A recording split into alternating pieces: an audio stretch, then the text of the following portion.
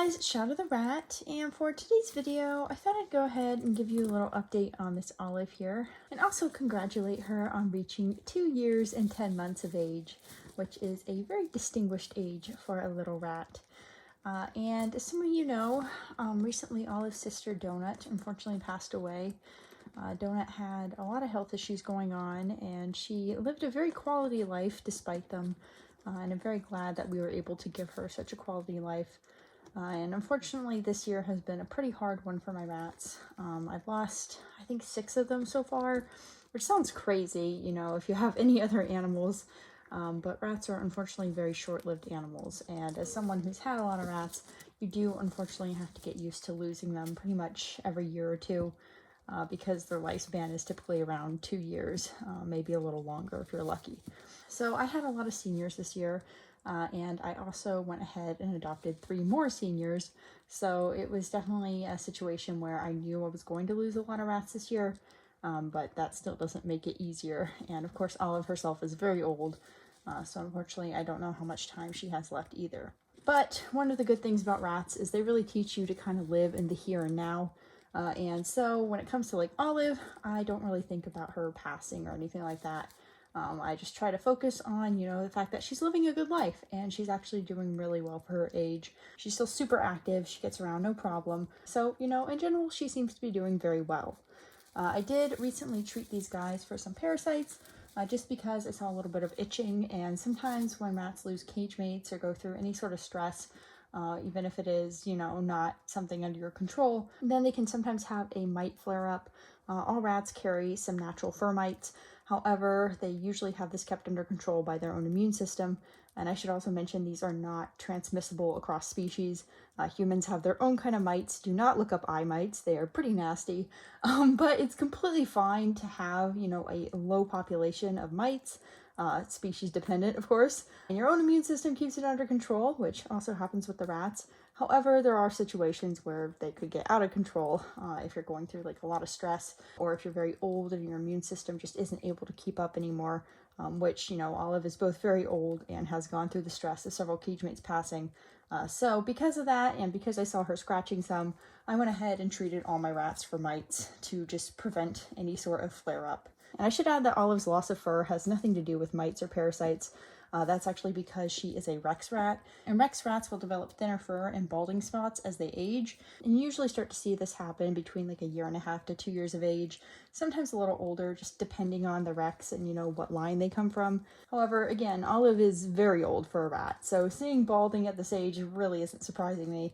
And her fur is still good quality. It's, you know, nothing's going on there. It's just natural for her coat type. Anyways, yeah, Olive is doing very well, as are all my other rats. I currently have 8 rats, and I mentioned before they are separated into 2 groups. I'm not quite sure when I'm going to be releasing my video on if I'm going to be introducing the 2 groups, now that my most aggressive rat, Donut, has passed. Donut unfortunately did have a lot of issues with meeting new rats. She was really good with her cage mates and really good with her siblings. But she was not good at all with meeting new rats, and it took her a lot of time to bond. So ultimately I had decided against bonding Donut with any new rats because she was very old, and like I said, she had some health issues going on. So I didn't want her to go through all that extra stress. Anyways, now that Donut has passed away, I have some things to reevaluate when it comes to intros. So I will link that video down below when I finish it and release it. However, basically the gist of it is that I will probably not be introducing Olive to the other rats, and playtime together with her and the others will probably be pretty minimal because she gets pretty stressed by that, and I just don't want her to be very stressed in, you know, the last few weeks or months or however long she has left. But I will continue to let her other cage mates play with my other rats, so that eventually they will be in one group when Olive unfortunately passes. You know, hopefully that's not going to be for a while. Anyways, that's pretty much an update on the rats. They are doing quite well, and I'm also doing pretty well. You know, unfortunately, like I said, as much as it sucks to have such short-lived animals and see them pass, in a way you do get used to having them pass, and that sounds like an awful thing to say, but it's not like you don't appreciate the rats when they're still with you, because I absolutely do. And it's not like I don't do everything possible to, you know, help them live a quality long life. And when they pass, it still definitely hurts a lot. But I feel like it's easier for me to rebound from their passing and kind of start to remember them in a good light, rather than have like pain associated with their memories.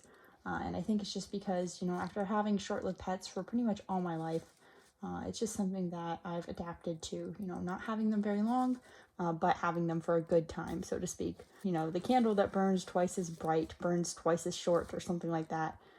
There's some saying like that. I'll probably put it on screen. But anyways, basically, they live a really good life, and I can appreciate that. And I would much rather them live a good life that's a little shorter than other animals than live a crappy life that is, maybe twice as long as right now. So, that's kind of my 2 cents on it. I sometimes get asked to give my opinion on this and kind of give some advice on keeping short-lived animals. And I think it's difficult for me because I've been keeping short-lived animals since I was 5 years old. So it's kind of always been my reality. And it's just something I feel like that with time you kind of adapt to. And I don't think that's a bad or a good thing. It just kind of is what it is. And you learn to see their life as something that you get to enjoy with them and a time when you get to bond and be with them.